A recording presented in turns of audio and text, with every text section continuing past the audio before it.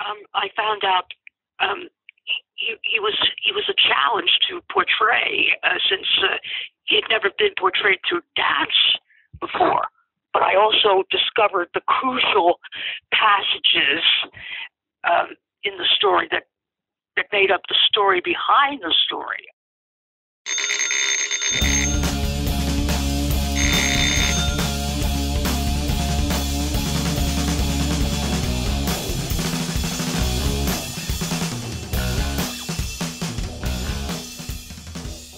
Hello, Suzanne.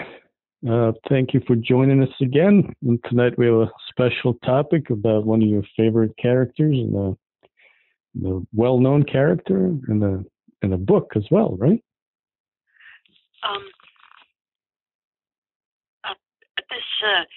This interview is being done in conjunction with a milestone anniversary of this book. Okay, so you want to tell us which book? Yes. Okay, well, go ahead. I'm letting you take over. This year marks the 125th anniversary. That's a century and a quarter of Dracula by Bram Stoker. Okay, so that's one of your favorite characters. Yes. The date, which marks 125 years on the nose, is just about here. It's May 17th. Yeah, and then you're big in anniversaries, so 125 is a big number, right? Yes. So what's well, I said before how anniversaries that are multiples of 5 or 10 are considered extra important. Now, beyond 100, you probably have only special considerations every additional 25 years. Okay, so what's so special about the book that made you? Well, it's not just you; it's a very popular story, popular book. So, what did you find interesting about it?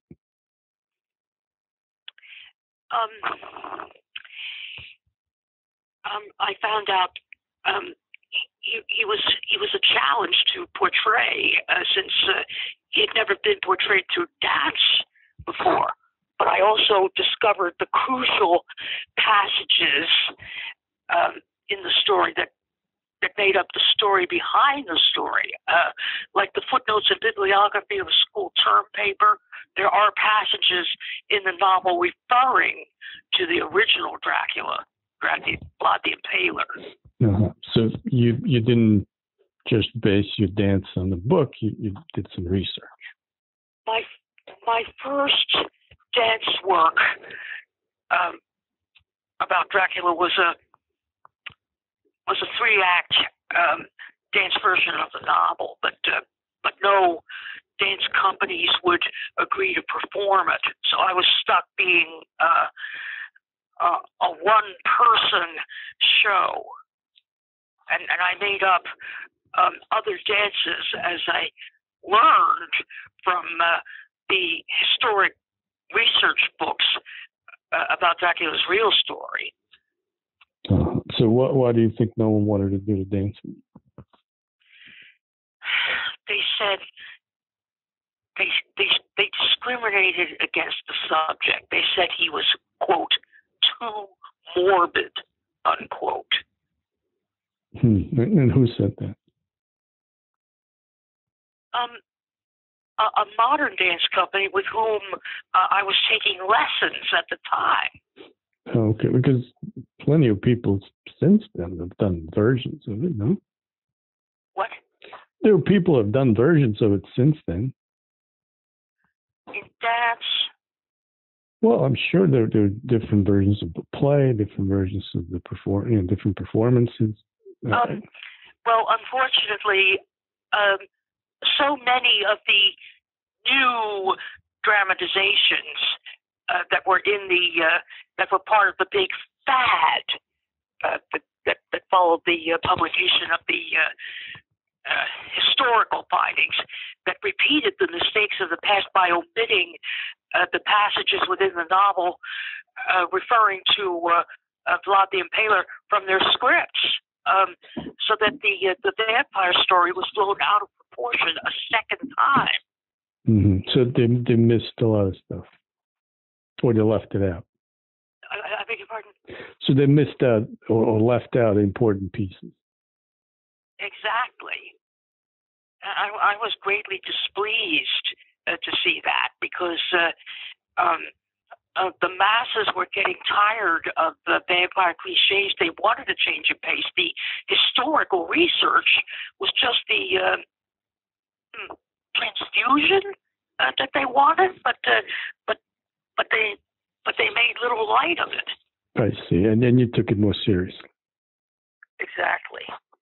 That's why in my portrayals I focus more on the real Dracula and not the fictional one. Right. So how did you? So you used the book as a starting point for you. Yes.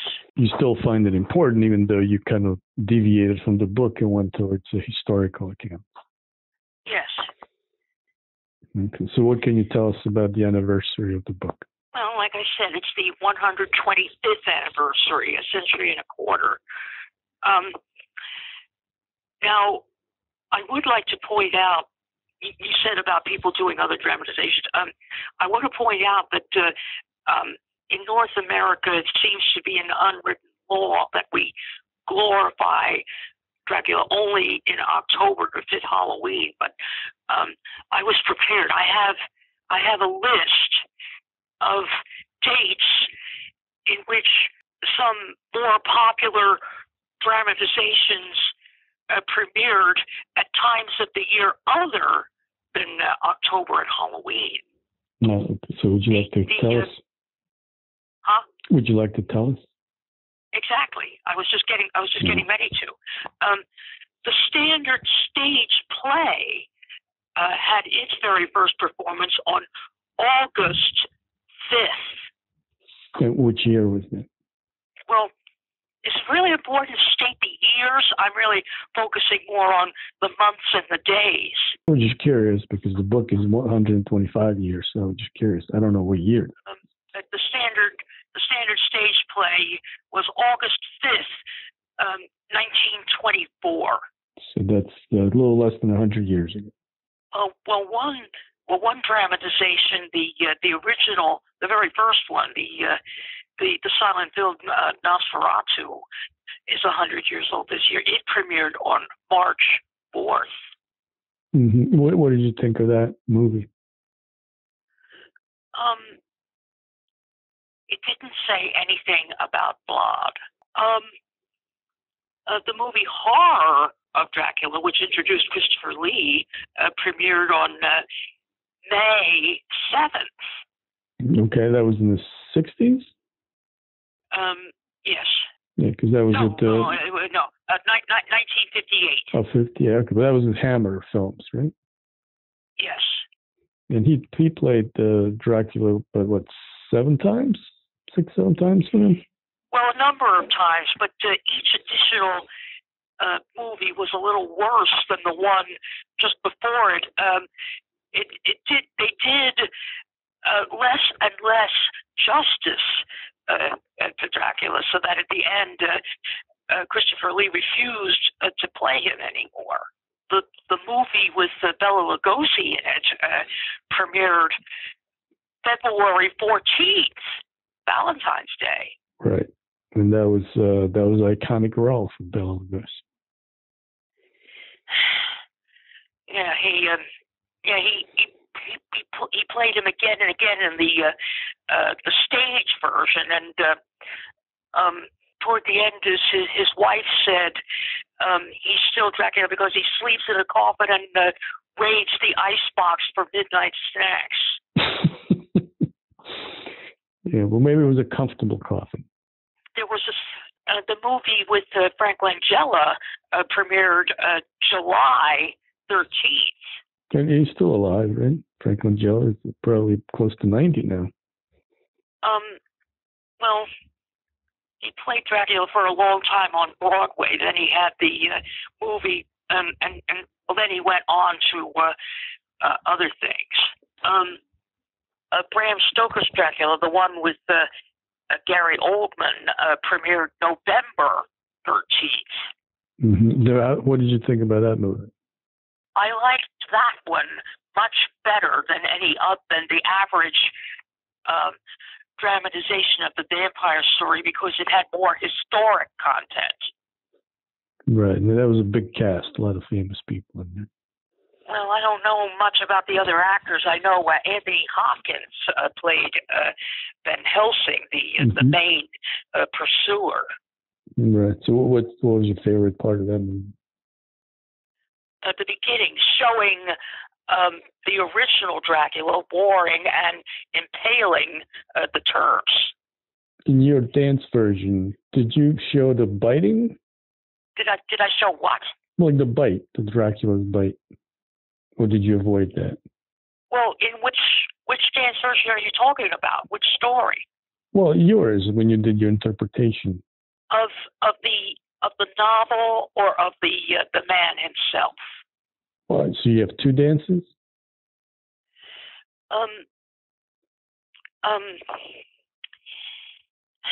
My dance version of Stoker's novel was the first one, but the only part that I can still do, because it calls for just Dracula himself, is the vampire solo.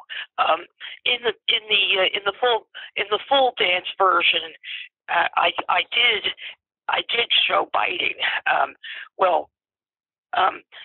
Actually, what happened? Did I ever do it to you? I know I did it when I feigned an attack on Raymond McNally in 1997. I opened my mouth and I set my teeth against his clothes and his skin, but they just rested there. I did not have my teeth penetrate. Now, did I ever do such a thing to you? No. I saw you did a dance once when you did it for Check Your Phil program, or Checkerboard Kids program. I have never bitten anyone per se. Okay, well, I hope not. But did you? And certainly the actors, all those actors never really bit their colleagues either. Mm-hmm. If you were going to do it, would you get a rabies shot first? I don't have rabies. No, I know that, but just as a precaution. I don't know where to get rabies shots. Oh, okay. Well, I guess the veterinarian would be the easiest place. But anyway, I'm just kidding, Suzanne. So now you can probably clear this up for me. It's a question. The vampires just bite and then drink the blood, or do they have little holes in their teeth like straws so they can suck the blood like using a straw? They do not use straws. They have to penetrate with their teeth and wait for the blood to rise, and then they and they suckle on it. Okay, so the vampire teeth don't have straws in them; they just sharp fangs. Yes. Okay. Would it be more convenient if they had straws? No, because well, if you had straws, if you had a straw to sip the blood through, you'd still have to make a wound somewhere on the victim's body, and it would have to be such a small wound that only a small amount of blood could come up at one time. Not like a mosquito. But using teeth, you make a larger wound, and you have to suckle at it the same way a baby would suckle milk from a bottle. Mm-hmm. So it would be like a mosquito, but just bigger. It's like a mosquito, but bigger. Yes.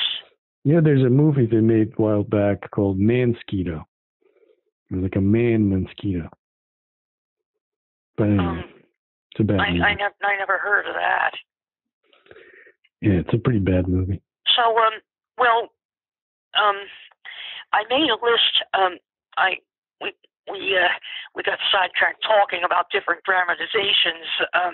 After I gave the dates that they premiered, I was trying to list a long list of the premiere dates, and we got sidetracked. I made a list at the bottom indicating how many premieres there were altogether for each month of the year. Certainly they weren't all the same year. They were different years, but still there was one in January, 2 in February, 2 in March, 4 in May, 1 in July, 3 in August, 5 in October, 5 in November, and 1 in December. Okay, so you keep track of all that stuff. No, I think I either I looked it up or Phil gave me a list of names and the premiere dates, and I marked them down. And what's so important about the months that they premiered in? I'm showing that that dramatizations premiered at times of the year other than Halloween. October and Halloween are not the mandatory, restricted times that we all get the impression about. I see. So you just want people to know that you can celebrate Dracula any time of the year. Yes. When I studied his real-life story, I came across events that happened in other months of the year. There were no significant events in October. Yeah, I don't think Vlad is. But Raymond McNally himself said Dracula is a perennial. Yeah, and they didn't have Halloween back then when Vlad was around anyway. No.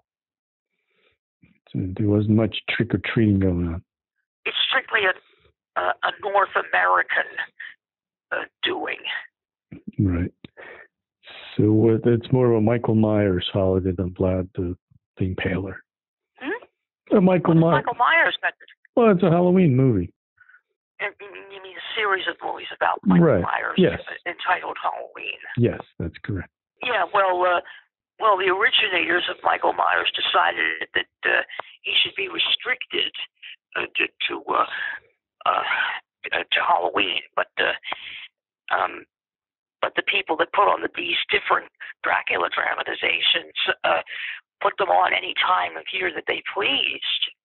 Right. So Dracula can work all year long, and Michael Myers works only one day a year. Yeah. That's a good schedule, right? Yes. Okay, so what else should we know about this important anniversary? Should I read from the novel, my copy of the novel, the all-important passages that make up the story behind the story, like the footnotes and bibliography I spoke of? Sure, go ahead. That'd be nice. Yeah. In the first place, a British real estate agent, Jonathan Harker, who goes to visit Dracula at the beginning to negotiate the purchase of a London estate, talks with him about the history of the country and the various European races that lived there, and the wars they had to fight against Muslim nations that threatened to take over Europe and make it all Islamic instead of Christian. Besides, also some nations didn't have that many prominent or ruling families. So Dracula himself says he talks about his own deeds, but he doesn't say that he did it. He says, "Who was it but one of my own race who, as Voivode, crossed the Danube and beat the Turk on his own ground? This was a Dracula indeed. Was it not this Dracula indeed who inspired that other of his race, who in a later age again and again brought his forces over the great river into Turkey land, who, when he was beaten back, came again and again and again, though he had to come alone from the bloody field where his troops were being slaughtered, since he knew that he alone could ultimately triumph." Nice. Very good reading, Suzanne. Thank you very much. Hmm? It's very nice reading. Thank you. Well, there are two others. Oh, okay. Well, go ahead. I don't want to interrupt. Okay. The second one is a lot later when Dracula's established himself in London, and one of his victims became a vampire and terrorized children until she was staked to death for it, and the main pursuer, Professor Van Helsing, and 5 other people, including Jonathan Harker, the real estate agent, are discussing their course of action to get rid of Dracula. Van Helsing says he must indeed have been that boyboat Dracula who won his name against the Turk over the great river on the very frontier of Turkey land. If it be so, then he was no common man.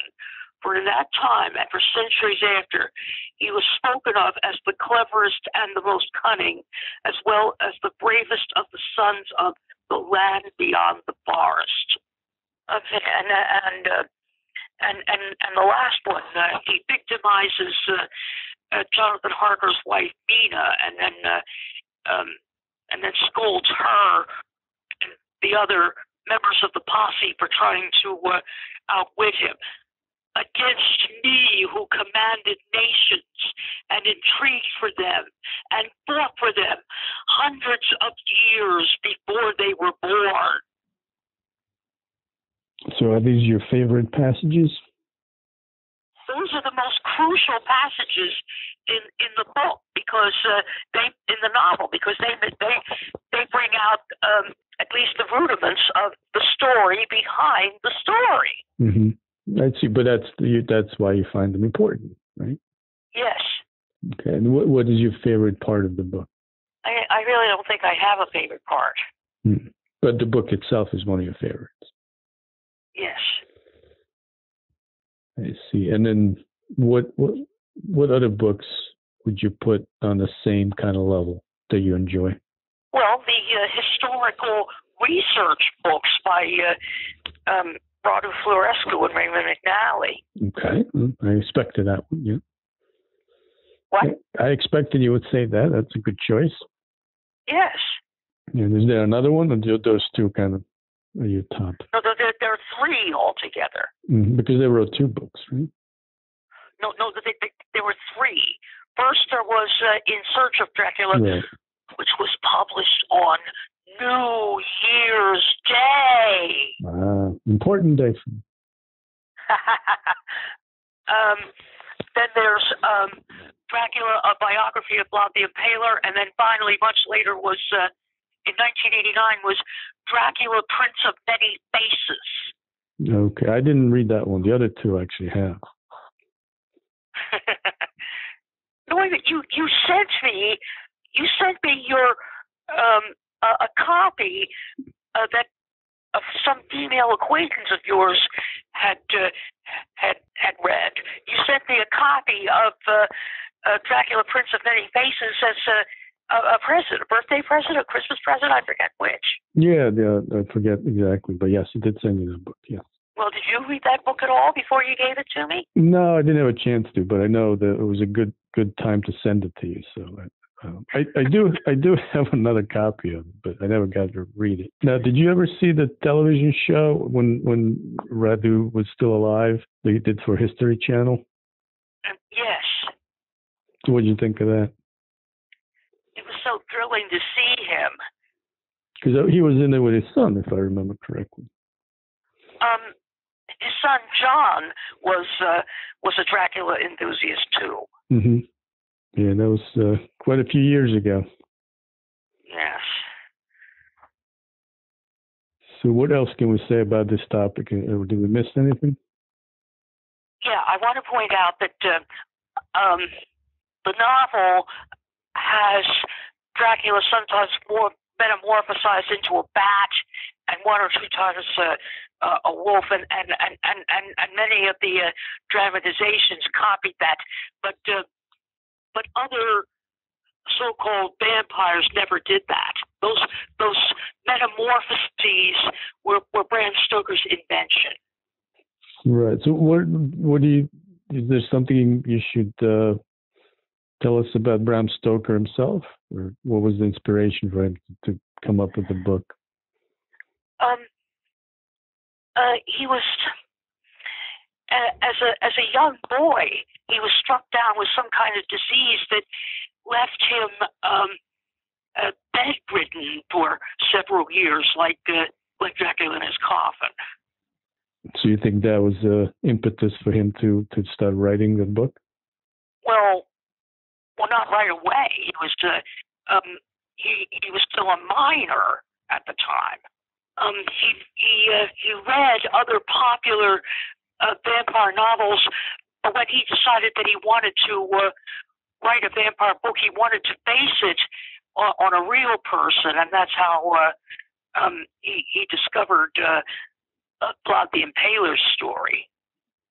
Yes, and it's quite a story. Yes.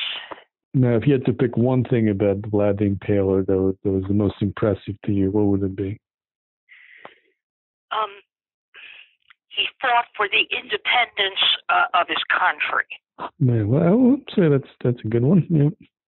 His native land, Romania, was deeply offended when Florescu and McNally told them about Bram Stoker's novel. Wait, say that again? Oh boy. No, I think I missed the point you're trying to make. The Romania was offended by what Radu told them? Because the novel was published in many countries and many languages, but never in Romania. And then when Florescu and McNally were going about their research, they told the citizens about Bram Stoker's novel, and they were very deeply offended because for them, Dracula was a national hero. Okay, so I didn't know that. So you're telling me that till the 70s, people in Romania didn't know about Bram Stoker's book? That's right. How is that even possible? You're right. I mean, I'll go by what you're telling me. I have to look into that. It just seems that maybe officially they didn't want to say. I don't know. I have to look into that. Seems interesting. There are also passages in the standard stage play and Bela Lugosi's movie that Stoker never wrote. Well, that happens quite often. It has to be adapted for the stage. It has to be shortened. Some characters are combined into one, and so on. That happens a lot. But that way, the spectators are misled. Well, there's interpretations of original work, and they have to conform to a certain time limit because you can't have like 10-hour stage play. Who's going to go see that? I'm saying that some comic imitators of Dracula will make the crack against not drinking wine. I never drink wine. Bram Stoker never wrote that. Right. Well, that's true. So a lot of times in the movies they'll add stuff as well. So.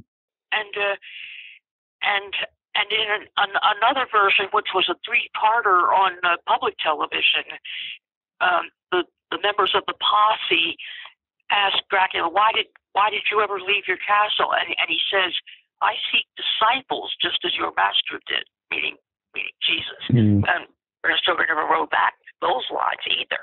Yeah, that seems a little wrong, right? Yes. Yeah. What did you think of like all the? Like I know you say you're a fan, or at least you saw the Christopher Lee Hammer films, English, British films. What did you think of comic versions or like 70s blaxploitation films like Blackula? I thought they were insulting. To the character or the original story? Or? Well, the whole idea. Because what you feel that they made a mockery of the original? Yes. So you're not big on comedies? Too much comedy that I've heard that's intended to be funny is instead insulting or I'm trying to think, degrading. Oh, okay. So you like the characters to be treated seriously and with dignity. Yes, essentially, since they're supposed to be horrific.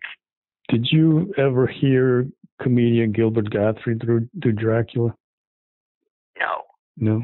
Okay, so I guess you wouldn't have a comment on that.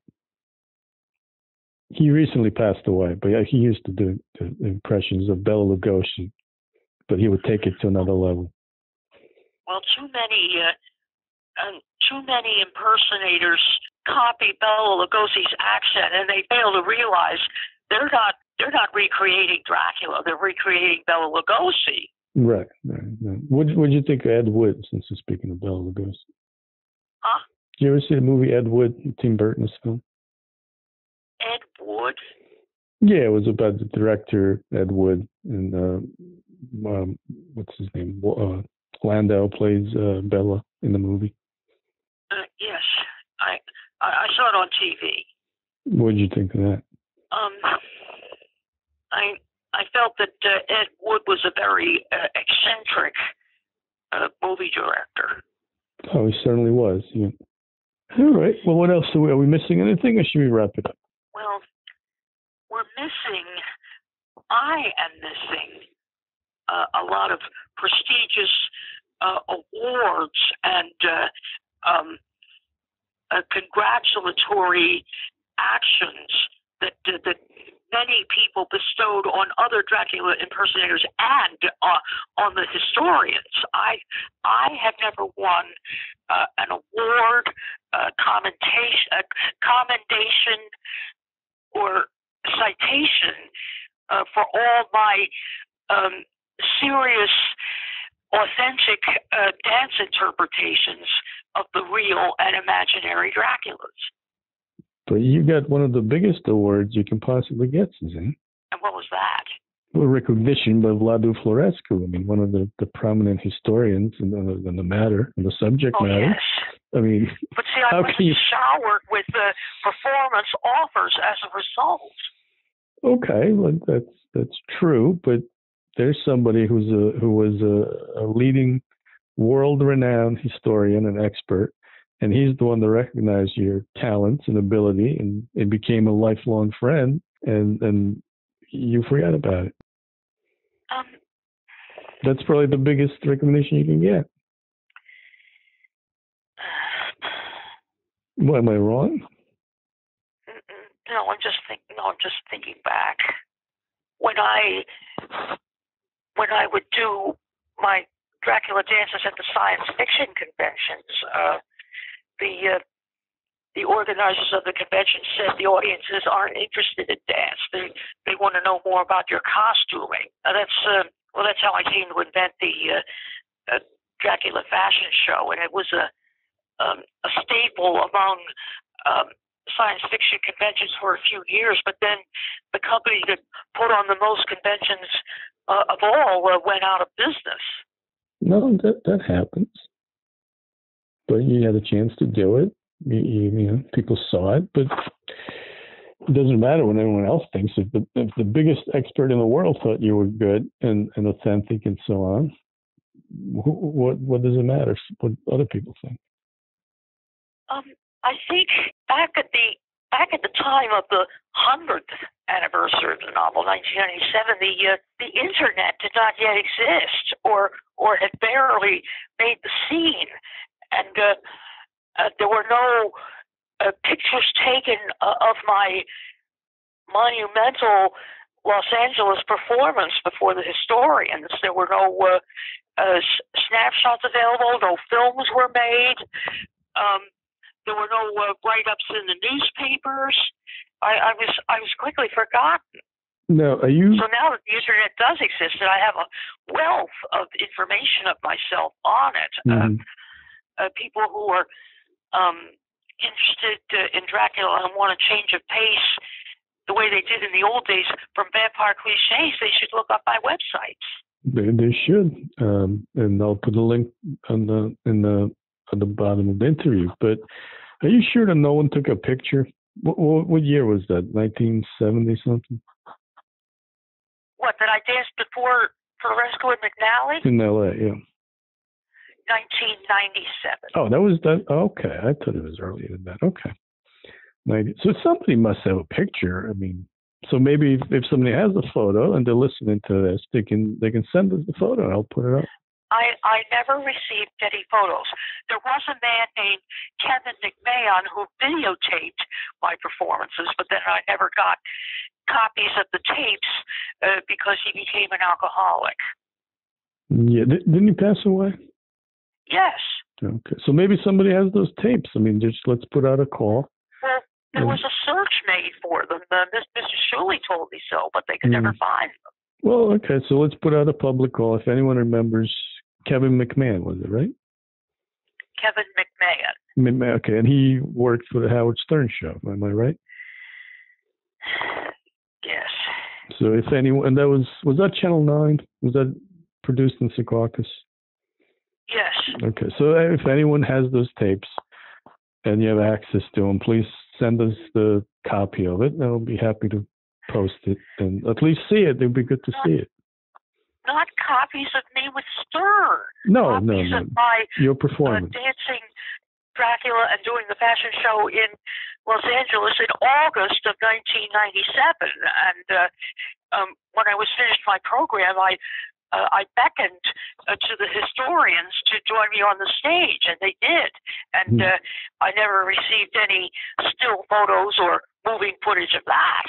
No, well, let's hope somebody hears it. Somebody knows somebody, and we can get a hold of something.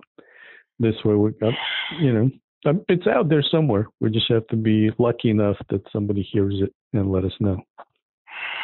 Now, I do have a photo of you going to Boston University dressed in an authentic outfit and showing up at the lecture of Professor Florescu, right? Oh, yes. That was the first time I ever rode a plane. I went to Boston to meet Dr. Florescu, but I know which photo you're talking about. But I was not in full costume. Right, but it was. I had a black blouse with the yellow buttons on and a civilian length black skirt. That's right. Yes. And what year was that? 1976. Oh, okay, that was 19. I know it was the 70s when you first met him. So.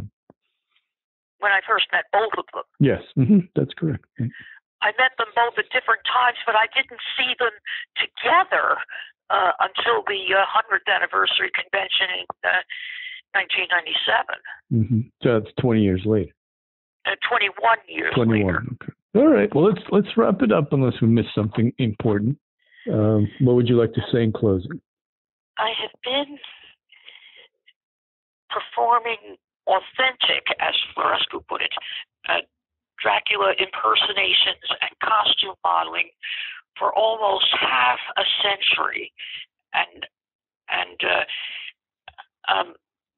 I was very much shortchanged. And now that